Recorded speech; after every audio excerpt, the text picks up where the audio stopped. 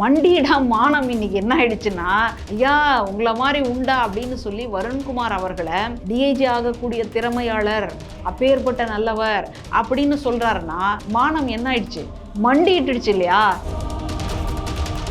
உங்க அந்தஸ்துக்கு என் மேல கை வைக்கலாமா? நான்லாம் பாவம், இப்போதான் மாநில கட்சின்னு ஒரு அந்தஸ்தையே வாங்கியிருக்கிறேன். பாலியல் சுரண்டல் செய்யக்கூடிய நீங்கள் பெண்களுக்கு 50% ஒதுக்கீடு கொடுத்தா என்ன, 80% இடஒதுக்கீடு கொடுத்தா என்ன? உங்களுக்கு இவங்களுடைய கட்சியை சார்ந்த ஒருத்தர் தப்பா பேசினார்னா அவரை கைது பண்ணதுக்காகவே அவர் மேல அவர் ஒரு சாதி வெறியர், அவர் சாதி ரீதியில தான் செயல்படுவார், அவர் சாதியை தாண்டி ஒன்றும் கிடையாது அப்படின்னு பேசுறது. என் ஃபோட்டோவை வச்சு என்ன மாதிரியே பேசுகிறவங்கலாம் கூட இருந்திருக்காங்க, அதனால் இதெல்லாம் எடுத்துக்க முடியாது, இதெல்லாம் நாங்கள் பேசலை அப்படின்னு சொல்கிறாரு. இப்போ அவங்க பேசினதெல்லாம் கூட ஃபேக் ஐடியிலேருந்து வந்துடுச்சு, அதெல்லாம் விட்டுருங்க. இப்போ இவர் பேசினதை சமூக வலைத்தளங்களில் எல்லாருமே பதிவு பண்ணியிருக்காங்கல்ல, ரெக்கார்ட் ஆகிருக்கு இல்லையா?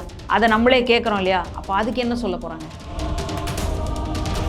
சேவியர் ஃபெலிக்ஸ் அண்ணனுக்கு தெரியாமல் எதையுமே செய்ய மாட்டார், அந்த அளவுக்கு ஒரு விசுவாசி. அந்த மாதிரி இருக்கக்கூடிய ஒருத்தர் தான் இந்த பதில் நோட்டீஸ் கொடுத்துருக்காங்க. அவர்கள் சொல்கிறாரு, இவர் எனக்கு தெரியாமல் தான் அனுப்பிட்டாரு அப்படின்ற மாதிரி தான் அவர் பதவி நீக்கமே செஞ்சுருக்காரு. அப்போ ஒரு தலைவனுக்கு தெரியாமல் ஒரு தொண்டன் இந்த மாதிரி நடந்து இருக்கிறான் அப்படின்னு சொன்னால் அப்போ தலைவனாக நீங்கள் ஃபெயிலியர் ஆகிட்டீங்கல்ல. கட்சியை கலைக்க போகிறீங்களா? என்ன செய்ய போகிறீங்க? எனக்கு வருண்குமார் அவர்களுடைய சாதியே தெரியாது. அப்போ எப்படிங்க பேசுனீங்க? அது சாட்டை முருகன் அவர்களுக்கு யாரோ காவல்துறையிலேருந்து சொல்லியிருக்காங்களாம். இப்போ மறுபடியும் யாரோ அங்கே போய் மாட்டி நிற்கிறாங்க. யாரை காப்பாற்றணும்னு பேசுனீங்களோ இப்போ கடைசியில் அவங்களையே.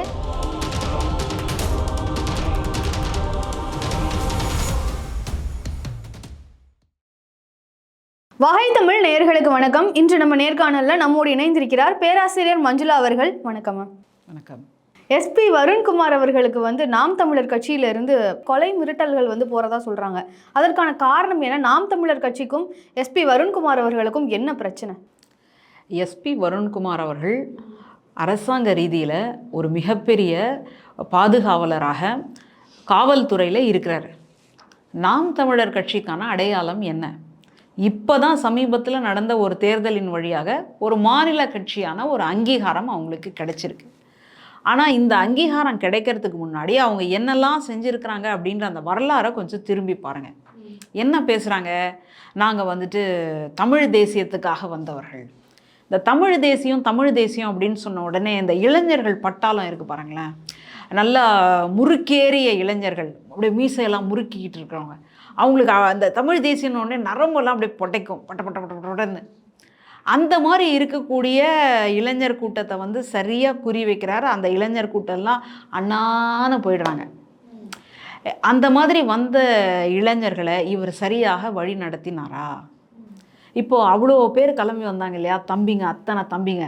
அந்த தம்பிங்க எல்லாருமே இன்னும் அந்த நாம் தமிழர் கட்சியில் தான் இருக்காங்களா? இல்லை. அப்போ என்ன நடந்தது? இப்போ இவர் பேசுறது ஒன்று, செய்யறது ஒன்று. யார் பேசுறதுக்கும் செய்யறதுக்கும் இடைவெளி இல்லாமல் வாழ்கிறாங்களோ அவங்க தான் சரியான நபர். நான் ஒன்று பேசுவேங்க, ஆனால் அந்த மாதிரிலாம் என்னால் வாழ முடியாது. உதாரணத்துக்கு ஒன்று சொல்கிறேன். அவங்க தங்களுடைய கட்சிக்குள்ளே 50% பெண்களுக்கான இடஒதுக்கீடுன்றாங்க. அப்புறம் சமீபத்தில் சொல்கிறாங்க, நாம் தமிழர் கட்சி ஆட்சிக்கு வந்தால் தலித் முதல்வர் ஆவார் அப்படின்லாம் சொல்கிறாங்க.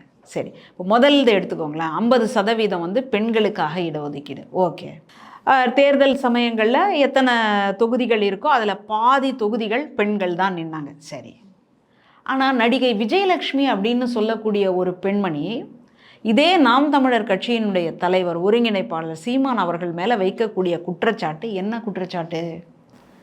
பாலியல் சுரண்டலுக்கான குற்றச்சாட்டு. அப்போ பாலியல் சுரண்டல் செய்யக்கூடிய நீங்கள் பெண்களுக்கு 50% ஒதுக்கீடு கொடுத்தா என்ன, 80% இடஒதுக்கீடு கொடுத்தா என்ன? உங்களுக்கு அடிப்படையிலேயே நீங்கள் வேறுபடுறீங்க இல்லையா? அடிப்படையிலேயே நீங்கள் பெண்களை மதிக்கக்கூடியவர்களாக இருக்கீங்களான்னு கேட்டால் இல்லை. அப்படி இருக்கும் பொழுது நீங்கள் பேசுறது ஒன்று, நீங்கள் செய்யறது ஒன்று. உங்களை எப்படி உண்மைன்னு நினச்சி மதிப்பாங்க? அந்த ஒரு இடம் இருக்குது. இப்போ அந்த இடத்துல இருந்தால் இப்போ நம்ம இந்த பிரச்சனையை அணுகிறோம். அப்போ இவர் பேசுறது ஒன்று, செய்யறது ஒன்று. அதனால தான் அத்தனை தம்பிங்க திரண்டு வந்தாங்க இல்லையா, அவங்கெல்லாம் இன்றைக்கி காணாமல் போயிட்டாங்க. இப்போ இங்கே வருண்குமார் அவர்களுக்கும் இவங்களுக்கும் என்ன பிரச்சனை? அவர் காவல்துறையில் இருக்கிறாரு, இவர் சினிமா துறை. இப்போது கட்சி அரசியல் அப்படின்னு இருக்காரு. இப்போ இவங்களுக்கும் அவங்களுக்கும் என்ன பிரச்சனை அப்படின்னா, விக்கிரவாண்டியில் இடைத்தேர்தல், அதில் சாட்டை முருகன் அவர்களினுடைய பிரச்சாரம். அந்த பிரச்சாரத்தில் நம்முடைய முன்னாள் முதல்வர் டாக்டர் கலைஞர் அவர்களை ரொம்ப அவதூறாக பேசுகிறார். அது கிட்டத்தட்ட சாதிய வன்கொடுமைன்னு சொல்கிறோம் இல்லையா, அந்த மாதிரியான ஒரு அவதூறாக அது வந்து முடியுது. இந்த சூழலில் அவர் சாட்டை முருகன் என்பவர் காவல்துறையால் கைது செய்யப்படுறார். இந்த கைதுக்கு யார் காரணம் கேட்டால் அவர் தான் எஸ்பி வருண்குமார் அவர்கள் அப்படின்னு நாம் தமிழர் கட்சியினுடைய ஒருங்கிணைப்பாளர் சீமான் அவர்கள் குற்றம் சாட்டுறார். அது மட்டும் இல்லாமல் சாதிய ரீதியாக வந்து அவர் பாகுபாடு பார்க்குறாரு அப்படின்னு சொல்லி எஸ்பி வருண்குமார் மீது ஒரு குற்றம் சொல்கிறாரு. அது எப்படி பார்க்குறீங்க? அதான் இப்போ அவர் வந்து குற்றம் அதை அவதூறு பேசினதுனால தான் கைது செய்யப்படுறார். ஆனால் இவர் வந்து என்ன பேசுகிறாருன்னா, இல்லை அவர் வந்துட்டு வேணும்ட்டே அவர் சாதி அல்லாத ஒருத்தரை வந்துட்டு சாதி ரீதியாக ஒடுக்கணும் அப்படின்றதுக்காக இந்த மாதிரி கைது பண்ணிக்கிட்டு போகிறார் அப்படின்னு இவர் பேசுகிறார். அப்போது வருண்குமார் என்பவர் யார் அப்படின்னு கேட்டால் காவல்துறை அதிகாரி கிடையாது, அவர் ஒரு சாதி வெறியர். இப்போ இவர் பேசுகிறத வச்சு பார்த்தா அப்படி தானே நான் புரிஞ்சுக்கும் இந்த உலகம். அப்படின்னா அப்போது சாதி வெறி கொண்ட ஒருத்தரையா காவல்துறையில் நியமிச்சிருக்கிறாங்க அப்படின்ற ஒரு கேள்வி நமக்கு வரும் இல்லையா, சாதாரணமாக கேட்கக்கூடிய பொதுமக்களுக்கு வரும் இல்லையா. ஆனால் அது இல்லை. அப்போ இவங்களுடைய கட்சியை சார்ந்த ஒருத்தர் தப்பாக பேசினார்னா அவரை கைது பண்ணதுக்காகவே அவர் மேலே வந்துட்டு அவர் வந்து ஒரு சாதி வெறியர், அவர் சாதி ரீதியில் தான் வந்து செயல்படுவார், அவர் சாதியை தாண்டி ஒன்றும் கிடையாது அப்படின்னு பேசுறது எவ்வளோ மோசமான போக்கு. அதனால தான் இன்றைக்கி இந்த இடத்துல வந்து நிற்கிறார். அப்போ இவர் பேசுனது சரியா, உண்மையிலேயே அவர் வந்து சாதி வெறியரா அப்படின்னு கேட்டால் மறுபடியும் உடனடியாக ஒரு பல்ட்டி அடிக்கிறார். என்ன பல்ட்டி? இப்போ இவ்வளோத்தையும் பேசிட்டார். இவங்க தம்பிங்க இருந்தாங்க பாருங்க, அவங்க தம்பிங்களும் அப்படியே ஐயோ எங்கள் அண்ணனுக்கு ஒன்று அப்படின்னா நாங்கள் இல்லாமல் போய்டுவோம் சொல்கிறாரு. என்னோட தம்பிகளுக்கு நிறைய வேலை இருக்குது, இந்த மாதிரியான வேலைகள்லாம் அவங்க செய்ய மாட்டாங்க, ஃபேக் ஐடியிலேருந்து வந்து இந்த மாதிரி யாரோ எழுதி போட்டிருக்காங்க, இது எங்கள் கட்சிக்கும் இதுக்கும் சம்மந்தம் இல்லை, என் ஃபோட்டோ வச்சு என்ன மாதிரியே பேசுகிறவங்கலாம் கூட இருந்திருக்காங்க, அதனால் இதெல்லாம் எடுத்துக்க முடியாது, இதெல்லாம் நாங்கள் பேசலை அப்படின்னு சொல்கிறாரு. இப்போ அவங்க பேசினதெல்லாம் கூட ஃபேக் ஐடியிலேருந்து வந்துடுச்சு, அதெல்லாம் விட்டுருங்க. இப்போ தம்பி உடையான் படை கஞ்சான் அந்த பழமொழியெல்லாம் வீணாக போயிடுச்சு, அதையும் விட்டுருங்க. இப்போ இவர் வந்து பேசினதை சமூக வலைத்தளங்களில் எல்லாருமே பதிவு பண்ணியிருக்காங்கல்ல, ரெக்கார்ட் ஆகிருக்கு இல்லையா, அதை நம்மளே கேட்குறோம் இல்லையா. அப்போ அதுக்கு என்ன சொல்ல போகிறாங்க?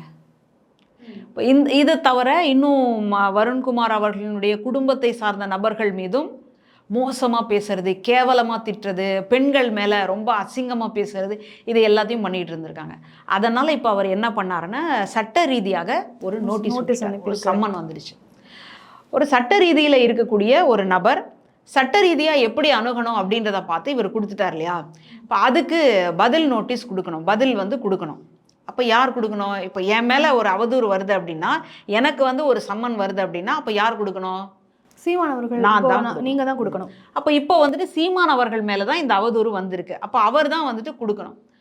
இப்போ அவர் கொடுக்கும்பொழுது ஒரு நோட்டீஸ் ஒன்று வந்திருக்கு. அது நோட்டீஸை வந்து யார் அனுப்பிச்சாங்க அப்படின்னு கேட்டால் சேவியர் ஃபெலிக்ஸ் அப்படின்றவர். அவர் யார்? மூத்த வழக்கறிஞர், ரொம்ப மாநில தலைவராகவும் ரொம்ப அரசியல் அது சட்ட நுணுக்கம் தெரிந்தவர். தலைவனுக்கு தெரியாமல் அண்ணனுக்கு தெரியாமல் எதையுமே செய்ய மாட்டார், அந்த அளவுக்கு ஒரு விசுவாசி. அந்த மாதிரி இருக்கக்கூடிய ஒருத்தர் தான் இந்த பதில் நோட்டீஸ் வந்து கொடுத்துருக்காங்க. அவர்கள் சொல்கிறாரு, இவர் எனக்கு தெரியாமல் தான் அனுப்பிட்டாரு அப்படின்ற மாதிரி தான் அவர் பதவி நீக்கமே செஞ்சுருக்காரு, எனக்கு என்னோட நாலேஜுக்கு இல்லாமல் அவர் அனுப்பிட்டாரு அப்படின்னு சொல்லி அவர் சொல்கிறத அப்போ மறுக்கிறீங்களா நீங்கள்? சரி, அப்போ ஒரு தலைவனுக்கு தெரியாமல் ஒரு தொண்டன் இந்த மாதிரி நடந்து இருக்கிறான் அப்படின்னு சொன்னால் அப்போ தலைவனாக நீங்கள் ஃபெயிலியர் ஆகிட்டீங்கல்ல, ராஜினாமா பண்ணிட்டு போகிறீங்களா, இல்லை கட்சியை கலைக்க போகிறீங்களா, என்ன செய்ய போகிறீங்க? இப்போ செஞ்சதுக்கு எப்படி மேம் எப்படி பொறுப்பு? அது எப்படி பொறுப்பு? உங்களுக்கான ஒரு பதில் நோட்டீஸை அனுப்பிச்சிருக்காரு, ஆனால் உங்களுடைய நாலேஜ் இல்லாமல் அனுப்பிச்சிருக்காருன்னா அப்போ நீங்கள் எதுக்காக அதில் வந்து தலைவராக இருக்கிறீங்க, இல்லை அதில் வந்துட்டு எதுக்காக நீங்கள் ஒருங்கிணைப்பாளராக இருக்கீங்க? அதான் வந்து சாதாரண மனிதனுடைய ஒரு கேள்வி. இது ஒரு பக்கம். சரி, இன்னொரு பக்கம் அவருக்கு தெரியாமலேயே அனுப்பிச்சிட்டாருன்னு வச்சுக்கோங்களேன். இப்போ சாதாரணமாக என் இடத்துல இருந்து ஒரு நோட்டீஸ் விடப்படுது அப்படின்னு சொன்னால் அதை நான் தான் அனுப்புகிறேன் அப்படின்றதுக்கு ஒரே ஒரு சாட்சி என்னன்னா என்னுடைய கையெழுத்து. இப்போ நீங்கள் ஜென்ரேட்டட் மெயில்னு வந்து நம்ம கம்ப்யூட்டரில் வந்து அனுப்புகிறோம், அதுக்கு வந்து திஸ் டோன்ட் நீட் சிக்னேச்சர் அப்படின்னு போட்டுருவாங்க, திஸ் இஸ் ஜென்ரேட்டட் மெயில் அப்படின்னு சொல்லுவாங்க. அது குறிப்பிட்ட ஒருவருடைய அல்லது அந்த நிறுவனத்தினுடைய மெயில் ஐடியிலேருந்து வரும், பர்சனல் மெயில் ஐடி. அந்த மெயில் ஐடியிலேருந்து வர்றதுனால அதுவே போதுமான சிக்னேச்சராக இருக்கும், அதனால் அதுக்கு தேவையில்லை. ஆனால் இது தனியாக தானே வந்திருக்கு, பேப்பராக வந்திருக்கு இல்லையா? அப்போ பேப்பராக வந்ததுன்னா சம்மந்தப்பட்ட நபர் கையெழுத்து போட்டிருப்பாரா போட்டிருக்க மாட்டாரா? இப்போ கையெழுத்து இல்லாமல் ஒன்று வருதுன்னா அதுக்கு பேர் என்ன? மொட்டை கடிதாசின்னு பேர். சரியா? பேர் இல்லாமல் கையெழுத்து இல்லாமல் ஏதோ ஒரு கடிதம் வருதுன்னா மொட்டை கடிதாசின்னு பேர். அப்போ இவருக்கான பதில் நோட்டீஸ் அனுப்பிச்சிருக்காங்க இல்லையா? அந்த பதில் நோட்டீஸில் கையெழுத்து இருந்ததா இல்லையா? அப்போ கையெழுத்து இருந்ததுன்னா அது யாருடைய கையெழுத்து? அந்த கையெழுத்தையும் இவர் சேவியர் ஃபெலிக்ஸ் அவர்கள் தான் போட்டிருந்தார் அப்படின்னு சொன்னால் கடவுள் தான் காப்பாற்றணும். ஒரு சட்டத்துறையில் இருக்கக்கூடிய ஒரு நபர் ஒரு தப்பான இன்னொருத்தருடைய ஏமாற்றுதலான ஒரு கையெழுத்தை போட்டிருக்காருன்னா அதுக்கு என்ன தண்டனை அப்படின்றது எனக்கு தெரியாமல் இருக்கலாம், உங்களுக்கு தெரியாமல் இருக்கலாம். ஆனால் அவருக்கு ஒரு வழக்கறிஞருக்கு தெரியாமல் இருக்குமா? இப்போ குற்றச்சாட்டே வந்துடுச்சு. இந்த மாதிரி பொது வெளிகளில் சொல்கிறாங்க. இப்போ நீங்கள் சொன்னீங்க பாருங்கள், அண்ணனுக்கே தெரியாமல் தம்பி தொண்டன் அனுப்பிச்சிட்டாரு இந்த மாதிரி ஒரு பதில் நோட்டீஸ் அப்படின்னு சொல்லி இதில் மீடியாவில் சொல்கிறீங்க. உடனே அவரை கட்சியை விட்டு நீக்கிட்டாங்கன்னு சொல்கிறாங்க. அந்த கட்சியை விட்டு நீக்கின அந்த அறிவிப்பு இருக்கு இல்லையா? அந்த அறிவிப்பில் எங்கேயாவது இவர் இந்த மாதிரி அண்ணனுடைய நாலேஜுக்கு இல்லாமல் இந்த மாதிரி நோட்டீஸ் அனுப்பிச்சாருன்னு எங்கேயாவது குறிப்பிட்டிருக்கான்னு நீங்கள் பாருங்கள். கட்சியோட இதை மீறிட்டாருங்கிற மாதிரி தான் போட்டிருக்கு. கட்சியுடைய கட்டுப்பாட்டை மீறிட்டார். கட்டுப்பாட்டை என்ன மீறினாரு? கொடியை எங்கேயாவது போய் கொடுத்துட்டாரா? இல்லைன்னா கட்டுப்பாடுங்கிறதுமே தலைவருக்கு தெரியாம எந்த ஒரு செய்தியையும் பகிரக்கூடாதுங்கிறது ஒரு கட்டுப்பாடு. எழுதுங்க, அதை கட்டுப்பாடை மீறினார்னா என்ன கட்டுப்பாட்டை மீறினார் அப்படின்றது எழுதுங்களேன். அது எழுத வேண்டாமா? அப்புறம் அவருக்கு ஒரு எண் கொடுத்துருக்கீங்க, அவர் யாருன்னு குறிப்பிடவே இல்லை. சேவியர் ஃபெலிக்ஸ் அவர்கள், அவருக்கு ஒரு எண் இருக்குது அந்த கட்சியில் சேர்ந்ததுக்கான அந்த எண், உறுப்பினர் எண் அப்படின்னு சொல்லுவோம் இல்லையா? உறுப்பினர் அட்டை, உறுப்பினர் எண், அந்த மாதிரி எண் இருக்குது. அந்த கட்சியில் அவர் என்ன பதவியில் இருக்கார், என்ன பொறுப்பு அவருக்கு வழங்கப்பட்டிருக்கு அப்படின்றது எதுவுமே இல்லை. கட்சியினுடைய கட்டுப்பாட்டை மீறி இந்த மாதிரி செஞ்சதுனால அந்த கண்காணிப்பு குழுலாம் இருக்கு இல்லையா? அதில் ஒன்று பரிந்துரை பண்ணி சட்ட ஒழுங்கு குழுவினுடைய பரிந்துரையின் பேரில் நாங்கள் அவரை கட்சியிலேருந்து நீக்கிறோம் அப்படின்னு சொல்கிறாங்க. என்ன குற்றம் அப்படின்றத வெளிப்படையாக சொல்ல வேண்டியது இல்லையா? கட்சியில் கட்டுப்பாட்டை மீறிட்டார் அப்படின்னு சொன்னால் எத்தனையோ இருக்கு இல்லையா கட்டுப்பாட்டை மீறுறது அப்படின்றது. அப்போ எந்த கட்டுப்பாட்டை மீறினார் அப்படின்றது ஏன் ரிட்டனில் கொடுக்கல? அந்த ஒரு கேள்வி இருக்குல்ல. ஏன்னா இவ்வளோ பெரிய தப்பு பண்ணியிருக்காருன்னா அதை நீங்கள் குறிப்பிடணும்ல. அதை குறிப்பிடாமல் எப்படி நீங்கள் கொடுப்பீங்க? இப்போ நாளை பின்ன அவர் வழக்குக்கு போகிறார் அப்படின்னு சொன்னால் நீங்கள் வழக்குக்கு போகிறீங்க அப்படின்னா உங்கள் பக்கம் சேஃபாக இருக்கிறீங்க அப்படின்றதுக்கு நீங்கள் அதை எழுதியிருக்கணுமா, எழுதியிருக்க வேணாமா? எதுவாக இருந்தாலும் பேப்பர் பென் அப்படின்றோம் இல்லையா? நீங்கள் ஸ்டேட்மெண்ட்டாக கொடுங்க, பேப்பரில் கொடுங்க அப்படின்னு சொல்கிறோம் இல்லையா? அப்புறம் ஏன் இவர் கொடுக்கல? அப்போ அந்த இடத்துலையே நமக்கு ஒரு பெரிய சந்தேகம் வருதா இவர் என்னன்னு. ஆனால் சேவியர் ஃபெலிக்ஸ் அவர்கள் இந்த மாதிரி அண்ணனுக்கு தெரியாமல் செய்யக்கூடியவரா அப்படின்னு கட்சிக்குள்ளே நம்ம கேட்டோம்னா கட்சிக்குள்ளே ரொம்ப பெரிய கொந்தளிப்பாக இருக்குது. அண்ணனுக்கு தெரியாமல் எதையுமே அவர் செய்ய மாட்டார் அப்படின்னு கட்சிக்குள்ளே நமக்கு ஒவ்வொருத்தரும் சொல்கிறாங்க. கட்சியை தாண்டி வெளியில் இருக்கிறவங்களும் அப்படி தான் சொல்கிறாங்க. இந்த தமிழ் தேசியத்துக்காக அந்த கொள்கைக்காகவே ஈர்க்கப்பட்டு அவர் இங்கே வந்தவர். அவருடைய வரலாறு என்ன அப்படின்னு பார்த்தீங்கன்னா திராவிட கட்சி தான் அவருடைய வரலாறுன்னு பார்க்குறோம். அதுக்கப்புறமா தமிழ் தேசியத்தினால ஈர்க்கப்பட்டு இந்த கொள்கையால் ஈர்க்கப்பட்டு சீமான் அவர்களுடைய பேச்சால் ஈர்க்கப்பட்டு அவர் இந்த பக்கம் வந்திருக்கார். எத்தனையோ உதவிகளை எல்லாம் செஞ்சிருக்கிற ஒருத்தரை அனாவசியமாக இப்படி போட்டு விட்டாரே அப்படின்றது தான் நம்ம எல்லாருக்கும். இப்போ சேவியர் அவர்களை மட்டும்தான் இப்படி சொல்லியிருக்காருன்னு பார்த்தீங்கன்னா சாட்டை துரைமுருகன் அவர் தான் இப்படி என்கிட்ட சொன்னார். இந்த மாதிரி வருண்குமார், எஸ்பி வருண்குமார் அவர்களை பற்றி எனக்கு இந்த மாதிரி சொன்னதே துரைமுருகன் அவர்கள் தான் அவர் சொல்லியிருக்காரு. இப்போ எனக்கு இவ்வளவும் அவர் மீடியா கிட்ட சொல்லிட்டு எனக்கு எஸ்பி வருண்குமார் எந்த சாதியினே தெரியாது, நான் ஏன் அப்படி சொல்ல போகிறேன், அவர் எஸ்பி இல்லை டிஐஜி ஆகிறதுக்கே தகுதி உடையவர் அப்படின்ற மாதிரிலாம் சொல்லியிருக்காரு. இப்போ சேவியர் அவர்களை சொன்ன மாதிரி இப்போ துரைமுருகன் அவர்களையும் சொல்லியிருக்காரு. இப்படி முன்னுக்கு பிறனா முரணா பேசுகிறாரு அப்படிங்கிறது தான் இப்போ இணையதளத்தில் எல்லாத்துலேயுமே பகிரப்படக்கூடிய ஒன்றா இருக்குது. ஸோ இதை எப்படி பார்க்குறீங்கம்மா? வடிவேல் சொல்லுவார் பாருங்க, அது வேற வாயி இது வேற வாயின்ற மாதிரி. அவ்வளோதான். அதுதான் நம்ம பதிலாக சொல்ல முடியுமே தவிர வேற எதுவுமே சொல்ல முடியாது. இப்போ இந்த பிரச்சனை எதில் தொடங்குது அப்படின்னா சாட்டை முருகன் அவர்களை கைது செய்ததனுடைய அந்த நடவடிக்கையிலேருந்து தொடங்குது. அப்போது எஸ்பி வருண்குமார் அவர்களை இவர் ரொம்ப மோசமாக ஒரு பேச்சு பேசிட்டார். அதனுடைய தொடர்ச்சியாகத்தான் இப்போ ஒன்று ஒன்றா வந்துக்கிட்டே இருக்குது. இப்போ பேசினதுக்கப்புறமா என்ன சொல்கிறார் அப்படின்னு கேட்டால், இப்போ இந்த சம்மன்லாம் வந்ததுக்கப்புறமா இல்லை எனக்கு வருண்குமார் அவர்களுடைய சாதியே தெரியாது. அப்போ எப்படிங்க பேசுனீங்க? அது எப்படின்னா அதுக்கு ஒரு வரலாறு இருக்குது. அது வந்து சாட்டை முருகன் அவர்களுக்கு யாரோ காவல்துறையிலேருந்து வந்து சொல்லியிருக்காங்களாம். அந்த செய்தி அது இங்கே எனக்கு வந்தது, நான் அதை அதை வந்து சொன்னேன். சொல்லிட்டாங்க, நான் வந்துட்டு பச்சை பிள்ளையா நான் அதை நம்பி சொல்லிட்டேன் அப்படின்ட்டார். அப்போ பாருங்கள், இவரே பேசினதை இவரே இல்லைன்ட்டார். சரி, அதை கூட விடுங்க, மன்னிச்சுக்கலாம். இப்போ இவர் எதுக்காக வருண்குமார் அவர்களை பற்றி பேசினார் அப்படின்னு சொன்னால், சாட்டை முருகன் வந்து கைது செய்யப்பட்டதால். இப்போ இவர் என்ன சொல்கிறார் அப்படின்னு சொன்னால், நான் இது பேசினதே வந்து சாட்டை முருகன் அவர்கள் சொன்னதுனால தான் அப்படின்னு சொல்லும்போது, இப்போ மறுபடியும் யார் அங்கே போய் மாட்டி நிற்கிறாங்க? சாட்டை முருகன் தான் மறுபடியும் இப்போ அங்கே பலிகடாவாக வந்து நிற்கிறாங்க. அப்போ நீங்கள் யாரை காப்பாற்றணும்னு பேசினீங்களோ, இப்போ கடைசியில் அவங்களையே போட்டு விடக்கூடிய ஒரு இடத்துக்கு வந்துட்டீங்க. இது தலைவனுக்கான லட்சணமா? ஒரு தலைவன் என்பவன் தன்னை வந்து ஒப்பு கொடுத்தாலும் கூட மக்களை வந்து காப்பாற்றணும். அதுதான் தலைவன். தலைவன் வந்துட்டு தன்னை காப்பாற்றிக்கணும் அப்படின்றதுக்காக இருக்கிற எல்லாரையும் போட்டு விட்டானா அவன் வந்து தலைவனா? நம்ம எத்தனை வரலாறுகளை பார்த்துருக்குறோம். அந்த வரலாறுகள் எல்லாம் யார் தலைவன் அப்படின்னு சொன்னால், மக்களை யார் பாதுகாக்கின்றானோ அவன்தான் தலைவன். அப்படிப்பட்ட ஒரு நபராக இவர் இருக்காரா அப்படின்னு கேட்டால் இல்லை. சரி, இப்போ இந்த சூழலில் தான் என்ன நடக்குது அப்படின்னு சொன்னால், இவர் பேசிய காளியம்மாவை பற்றி இவர் பேசிய ஆடியோஸ் எல்லாம் வந்துட்டு வெளியில் வருது. இப்போ அந்த ஆடியோஸ் வந்துட்டு ஏன் வெளியில் வருது? அந்த ஆடியோஸை யார் ரெக்கார்ட் பண்ணாங்க? அது ரொம்ப முக்கியமான ஒரு கேள்வி. இப்போ நீங்களும் நானும் ஒரு ஃபோனில் வந்து ஒரு உரையாடல் நடத்துகிறோம் அப்படின்னா, இப்போ நான் பேசுகிறதையோ அல்லது நீங்கள் பேசுகிறத வந்து நான் பதிவு செய்கிறேன் அப்படின்னா, என்ன காரணத்துக்காக நான் பதிவு செய்யணும்? நான் ஏதாவது மாற்றி பேசுவேங்கிறதுனால நம்பிக்கை தன்மைக்காக நீங்கள் ஒரு ஆதாரமாக பயன்படுத்துறதுக்காக கூட நீங்கள் பண்ணலாம். அப்படின்னா அப்போது நான் உங்களை வந்து போட்டு விடுறதுக்காக நான் பதிவு செய்கிறேன்னா? அப்படியும் இருக்கலாம்ல. அப்போது ஒரு கட்சியினுடைய ஒருங்கிணைப்பாளர் வந்து பேசுகிறாரு, அதை வந்துட்டு ஒருத்தர் கேட்கும் பொழுது கேட்கக்கூடிய நபரை வந்து அதை பதிவு செஞ்சு வச்சுருக்காருன்னா, அப்போ அது எவ்வளோ மோசமான போக்கு. அப்போ உங்கள் கட்சிக்குள்ளே இருக்கிறவங்கலாம் இப்படி தான் இருப்பாங்களா? ஒரு கட்சியில் என்னடான்னா மிஸ்டு கால் கொடுத்தாலே சேர்த்துக்கிறேன்றாங்க. ஒரு கட்சியில் என்னடா அப்படின்னு சொன்னால், போகிற இடத்துலலாம் ரகசிய கேமராவை வச்சுட்டு வராங்க.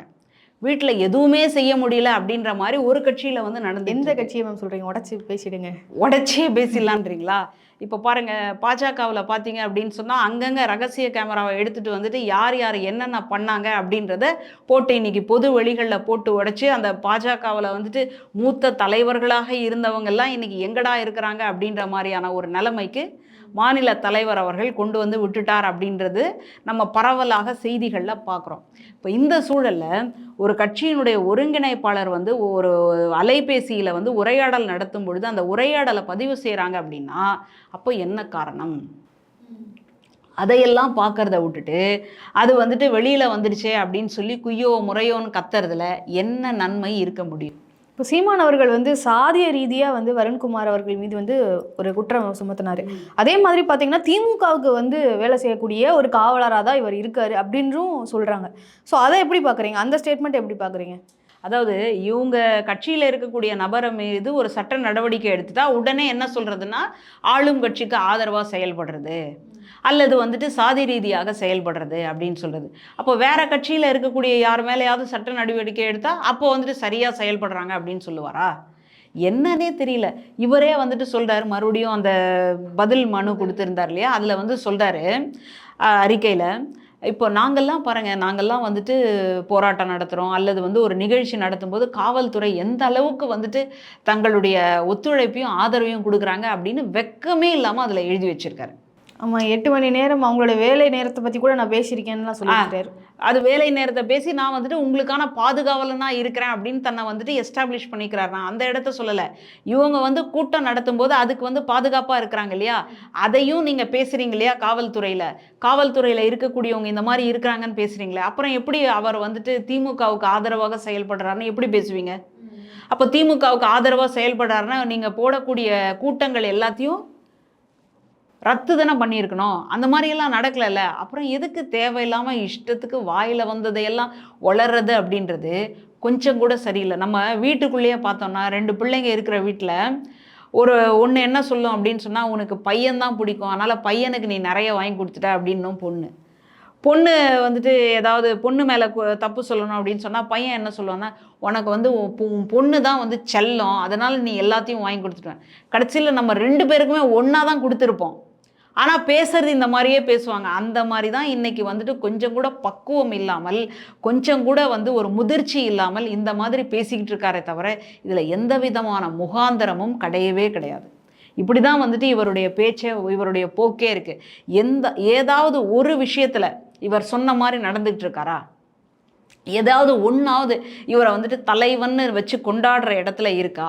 ஆரம்பத்தில் இவர் பேசக்கூடிய பேச்சு அப்படியே அனல் பறக்கக்கூடிய பேச்சையெல்லாம் கேட்டு தான் அத்தனை தம்பிகளும் உள்ளே வந்து இறங்கினாங்க. அத்தனை தம்பிகளும் தன்னுடைய படிப்பை விட்டவங்க உண்டு, தன்னுடைய வேலையை விட்டவங்க உண்டு, தன்னுடைய வாழ்க்கையை விட்டவங்க உண்டு.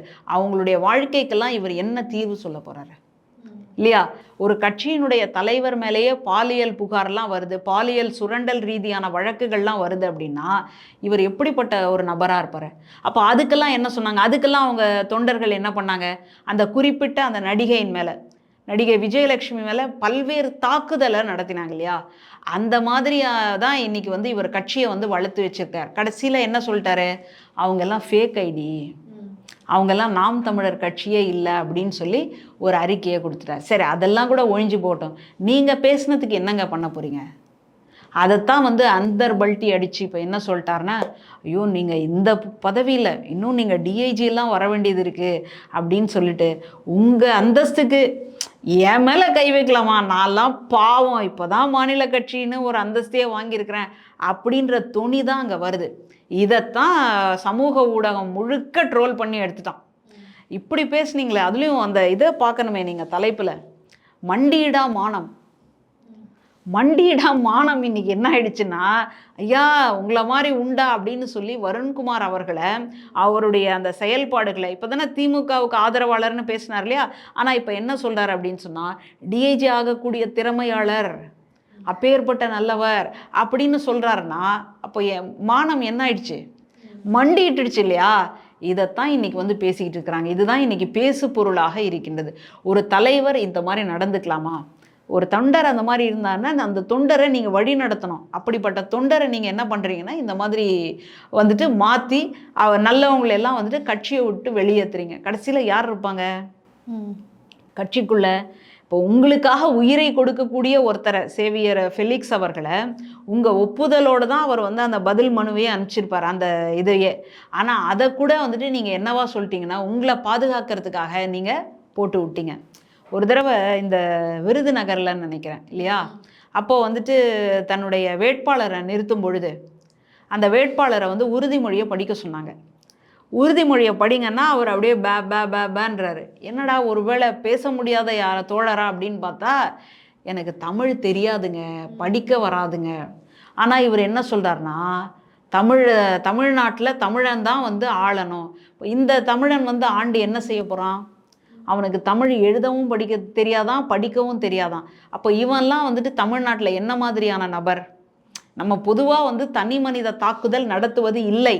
ஆனால் இவர் என்ன சொல்கிறாருன்னா, தமிழ்நாட்டில் வந்துட்டு தமிழன் தான் ஆளணும். கேட்குறதுக்கு எல்லாமே நல்லா இருக்குது. ஆனால் தமிழ் படிக்க, தமிழ் எழுத தெரியாமல் இருக்கக்கூடியவன் தமிழனா அப்படின்ற ஒரு கேள்வி வருது இல்லையா? அதுக்கெல்லாம் இவர் என்ன பதில் சொல்ல போகிறாரு? இப்படிப்பட்ட நபர்களை எல்லாம் தான் இவர் என்ன பண்ணுறாருன்னா கட்சிக்குள்ளே வச்சிருக்காரு. கடைசியில் நல்லவங்களை என்ன பண்ணுறாருன்னா, இந்த மாதிரி சேவியர் ஃபெலிக்ஸ் அவர் நல்லவரா கெட்டவரா அதெல்லாம் இன்னொரு பக்கம், இவருடைய அனுமதி இல்லாமல் அல்லது இவருடைய நாலேஜ் இல்லாமல் அவரால் இந்த பதில் மனுவை, இந்த பதில் அறிக்கையை கொடுத்திருக்கவே முடியாது. தன்னை பாதுகாக்கணும் அப்படின்றதுக்காக எந்த எக்ஸ்ட்ரீமுக்கு வேணாலும் போவார், எவ்வளோ அசிங்கத்தை வேணாலும் பண்ணுவார் அப்படின்றதுக்கு இது மிகப்பெரிய சான்று. இதுக்கப்புறமா எப்படி அவர் வந்துட்டு மாநிலத்துக்குள்ளே கட்சிக்குள்ளே எப்படி தலையை காட்ட போகிறான்றது எனக்கு தெரியல. ஓகே மேம், இன்றைய அரசியல் சூழலை பற்றி பல தகவல்களை எங்ககிட்ட கொடுத்ததற்கு ரொம்ப நன்றி.